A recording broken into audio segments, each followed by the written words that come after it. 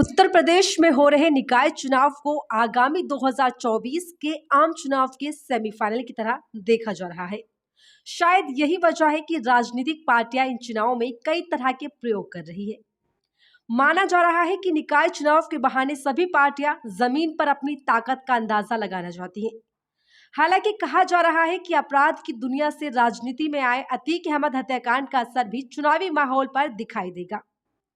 प्रदेश में सत्तारूढ़ भारतीय जनता पार्टी स्थानीय मुद्दों को छोड़कर बुलडोजर और एनकाउंटर जैसी कानून व्यवस्था को राजनीति के केंद्र में लाने का प्रयास कर रही है। दक्षिणपंथी बीजेपी ने करीब 350 मुस्लिम उम्मीदवार मैदान में उतार कर भी नया प्रयोग किया है। इसी के साथ केंद्र और राज्य में सत्तारूढ़ बीजेपी स्थानीय निकायों में मजबूत होकर ट्रिपल इंजन सरकार बनाने का नारा भी दे रही है। उधर बहुजन समाज पार्टी यानी कि बीएसपी ने भी अपनी रणनीति में बदलाव किया है। मायावती ने दलित मुस्लिम समीकरण को मजबूत करने के लिए 17 नगर निगम में से 11 पर मुस्लिम मेयर उम्मीदवार उतारे हैं।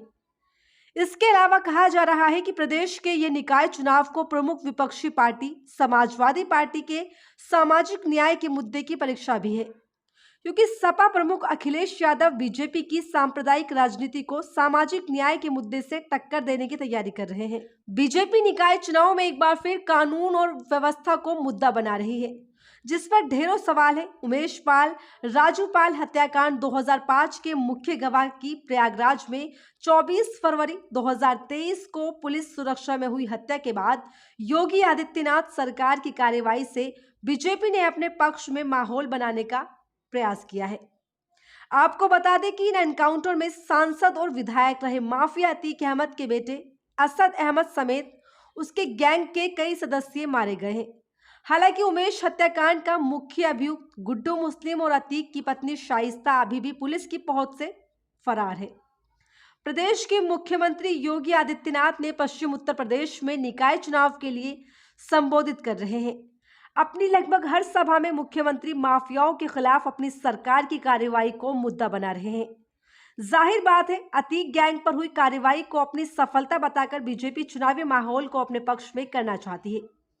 हालांकि अतीक और उसके भाई अशरफ की हत्या पुलिस हिरासत में 15 अप्रैल को हुई थी, जिसके लिए विपक्ष इसको योगी आदित्यनाथ सरकार की विफलता मानता है और कानून और व्यवस्था के सवाल पर सरकार को घेर रहा है।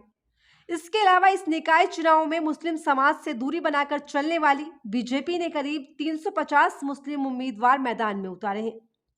ऐसा माना जा रहा है कि बीजेपी पसमानदा यानी कि पिछड़े मुसलमानों से जुड़ने और उनके बीच अपनी लोकप्रियता का अंदाजा लगाने के लिए ये प्रयोग कर रही है। हालांकि मेयर पद के लिए बीजेपी ने किसी मुस्लिम को टिकट नहीं दिया है। बीएसपी ने भी निकाय चुनाव जीतने के लिए अपनी रणनीति को बदला है। इस पार्टी ने अपने कुल 17 मेयर उम्मीदवार में से 11 मुस्लिम चेहरों को उम्मीदवार घोषित किया है। इससे पहले विधानसभा चुनाव में बीएसपी ने ब्राह्मण समाज पर दाव लगाना था, जो बुरी तरह से विफल हो गया। बीएसपी प्रमुख मायावती का ओबीसी के लिए आरक्षित सीटों पर भी मुस्लिम उम्मीदवारों को मैदान में उतारा है। कहा जा रहा है कि अस्तित्व के संकट का सामना कर रही बीएसपी अपने नए सामाजिक अंकगणित में ब्राह्मणों के स्थान पर मुसलमानों के साथ एक नई सोशल इंजीनियरिंग शुरू कर रही है। जबकि कहा यह भी जा रहा है कि बीएसपी की मुस्लिम समाज के प्रति स्नेह का कारण मुस्लिम समाज के वोटों में बिखराव कराना है, ताकि सपा को नुकसान पहुंचाया जा सके। सपा अध्यक्ष अखिलेश यादव ने बीजेपी पर संविधान और लोकतंत्र को खत्म करने की कोशिश का आरोप लगाते हुए कहा है, इसलिए प्रदेश का नगरीय निकाय चुनाव बेहद महत्वपूर्ण माना जा रहा है। अखिलेश यादव मानते हैं कि इस चुनाव में आगामी लोकसभा चुनाव 2024 के लिए संदेश भी जाएगा।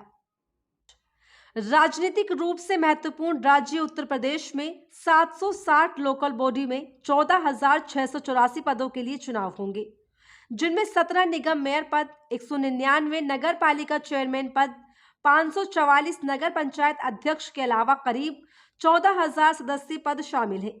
इन चुनावों में कुल 4.32 करोड़ मतदाता मतदान करेंगे। चुनाव 2 चरणों में 4 मई को और 11 मई को होंगे। परिणाम 13 मई को घोषित किए जाएंगे। एन न्यूज़ साथ सच का।